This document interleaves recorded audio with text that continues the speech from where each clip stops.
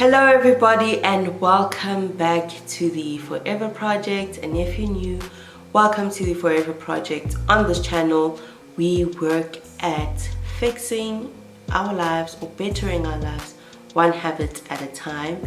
Just a disclaimer, I am currently recovering from a terrible flu, so that's why I sound a bit different. On today's video though, I do want to speak about waking up early.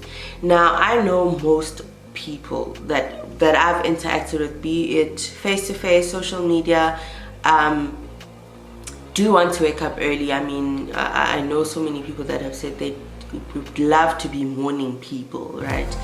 And so I figured let me do this video for you guys and just share some tips of what I've been trying for the past month, from about the 2nd of February. And yeah, so one of the things that I've learned about waking up early is that you have to have a reason as to why you want to wake up early, and you also have to have an activity, I guess, to waking up early, because there's nothing more convincing that will tell you, you can shower in 10 minutes, you can get dressed in 10 minutes, so you only need 30 minutes, when you realize you're doing all of these things in such a rush and your anxiety is at its peak because you are now 2 minutes. Because the thing is about traffic, literally if you are in traffic at 7 o'clock, they know that you're screwed because traffic is hectic, I think, everywhere. So you need to have an activity in the morning that will help you get better at time, I guess. So yeah, so the first thing, have a reason as to why you want to wake up early, and then have an activity. So my reason was the anxiety part of it. It's not nice having to rush things. It's not nice like looking at the clock and realizing, crap, I've made my daughter 5 to 10 minutes late. Now she's gonna walk into class embarrassed, or she's just not gonna be okay when the class starts. And also just having the teachers call or text, it's embarrassing. That's not nice. And work-wise, also just having to now rush for time. I mean, I get to work at 8:05. My clock-in time is supposed to be 8. Just that on its own is that's not nice as well. So it's the anxiety part of it and the embarrassing part of it was one of the reasons. Now the activity I've put into waking up early is exercise.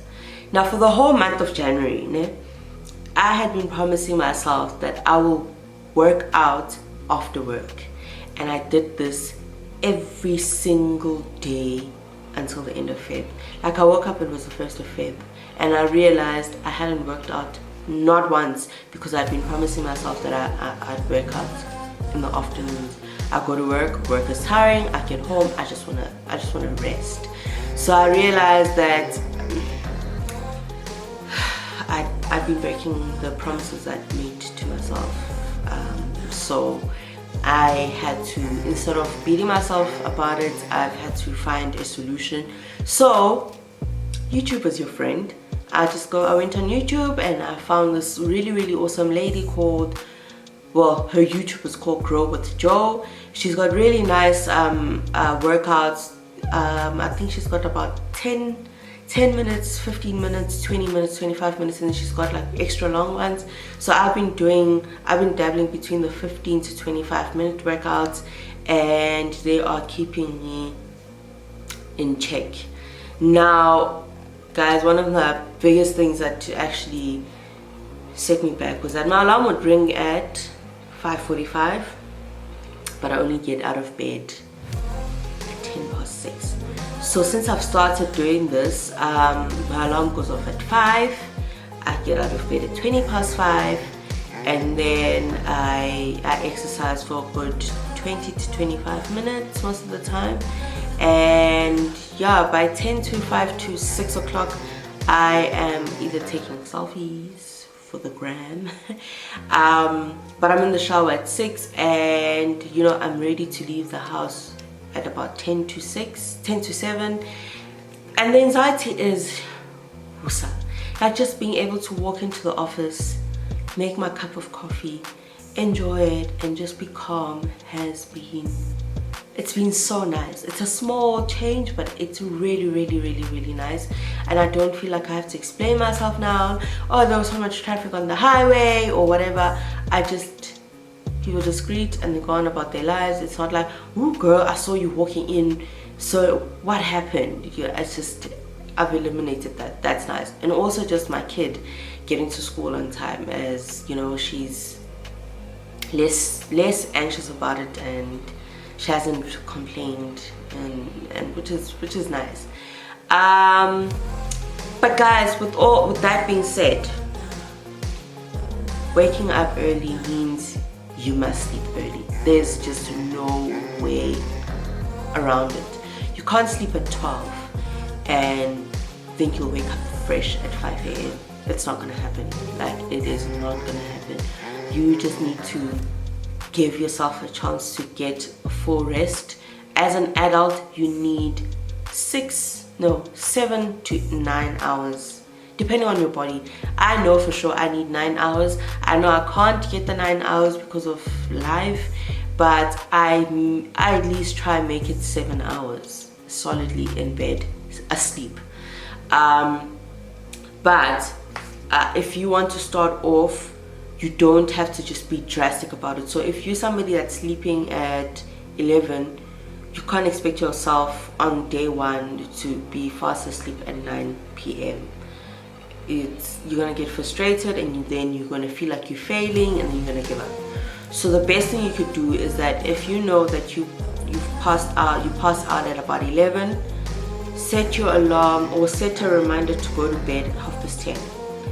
So you know that you are obligated to be in bed before 11. So if in the first week you only manage to get into bed at 50 minutes past 10 or 10 to 11, you know, just small changes, small improvements would make it 10 minutes, and then you just go down bit by bit. Same as the morning. Don't be like me. I went drastic. Like my alarm, like I said, my alarm goes up at 5:45, but I set it for 5 o'clock. But it works for me, and because luckily for me, since the first 2 weeks I was on my own when I was doing that, it was a bit rough, but somehow my family has joined me. Like by 5:30, everybody in my house is awake, so it's become easier, and so I'm not feeling it anymore as I was in the first 2 weeks. So you know, just take it slow. Just set your alarm 10 minutes earlier in the morning, and then set your reminder to go to bed 10 minutes earlier, and don't push yourself. So maybe make it the first 2 weeks you wake up at, if you were waking up at 6:10, wake up at 6 for 2 weeks, and then the next 2 weeks wake up at 10 to 6. Then, you know, work out the routine that works for you. Now, another thing that is a contributing factor to us struggling waking up in the morning and us actually sleeping late is this thing, cell phone. The cell phone is the devil. I'm joking. It's not the devil. It's not the devil, but you've got to use your phone. Has to work for you. You can't be working for your phone. And yeah, so one of the things that was killing me in terms of waking up early or waking up feeling less tired is the fact that I will get into bed, but then I'll be like this in bed. And the thing is, I can't see. I actually wear glasses, so I'm like this in bed, and next time I find myself, I was supposed to be asleep by 10. It's 11 o'clock. I've been catching up on Netflix or whatever it is, or I'm on Twitter, or I'm on Instagram. So yeah, the phone needs to be put away.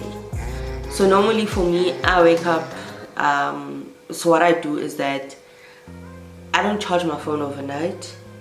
I charge my phone twice a day, I think. So when I wake up at 5, or when I get out of bed at 5:20, I'll put my phone in the charger, and then it's a fast charger, so by the time I leave the house at 10 to 7, my phone is at about 80%. I leave the house, I go to work. At around 2 p.m, 3 p.m, I put my phone in the charger. Again, it charges up to about 80 something percent. I get home, you know, I'm on the phone, and then usually at night then there's just enough battery to last until my alarm goes off. So I'll go to bed and my phone is on like 38%, which is enough for, yeah, it stays on until the next morning. So the phone, just put the phone away in the cupboard. Don't think because you're gonna charge your phone fully you can, because that's the thing, you're like, I'm still on 30%. You're saying you're on 30% and it's 10:30. So you use that 30% until your phone is off, and then towards the 30% is gonna last you till like midnight. Just a vicious circle of just tiredness. So yeah, put the phone away. But thank you so much guys for tuning in. In the comments down below, please do share what is your bedtime routine and what is your morning routine. What do you do in the mornings, and what are you trying to change, what are you trying to reduce? And I'll see you guys in my next video.